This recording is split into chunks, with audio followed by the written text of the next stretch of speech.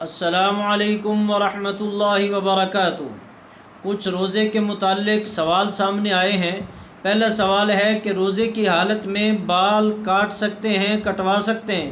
جی ہاں، روزے کی حالت میں سر کے بال ہوں، چاہے زیر بغل بال ہوں، چاہے زیر ناف بال ہوں، ہر قسم کے بال کاٹے جا سکتے ہیں، مونڈے جا سکتے ہیں، ٹنڈ بھی کروایا جا سکتا ہے، مونچھوں کے بال بھی اتارے جا سکتے ہیں، گالوں پہ، رخساروں پہ جو اضافی بال آ جاتے ہیں ان کو بھی اتارا جا سکتا ہے۔ دوسرا مسئلہ ہے کہ روزے کی حالت میں ناخن کاٹ سکتے ہیں؟ جی ہاں، روزے کی حالت میں ناخن کاٹے جا سکتے ہیں، کوئی مسئلہ نہیں ہے۔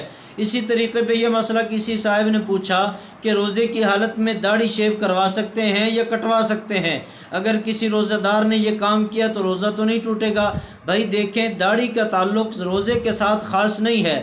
داڑھی عام حالات میں کٹوانا بھی گناہ ہے، داڑھی روزے کے اندر کٹوانا بھی گناہ ہوگا۔ جیسے اس کا گناہ ادھر ہوتا ہے ایسے گناہ ادھر ہوگا۔ بہرحال روزہ تو نہیں ٹوٹے گا، لیکن جو گناہ داڑھی کاٹنے کا ہوتا ہے وہ تو بہرحال ملے گا۔ تیسرا مسئلہ ہے کہ ناپاکی کی حالت میں سحری کھائی جا سکتی ہے، روزہ ہو جائے گا یا نہیں ہوگا؟ دیکھیں، بہتر تو یہ ہے کہ سحری کھاتے ہوئے پاک ہونا چاہیے۔ اگر غسل فرض ہے تو بہتر ہے پہلے غسل کریں پھر سحری کھائیں۔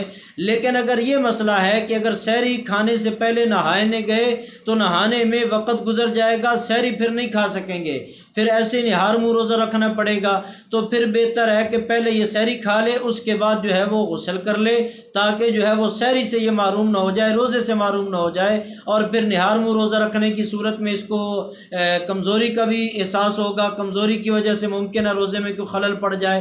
اس لیے غسل کا وقت تو بعد میں بھی رہتا ہے، لیکن سحری کا وقت تو ختم ہو جائے گا نا۔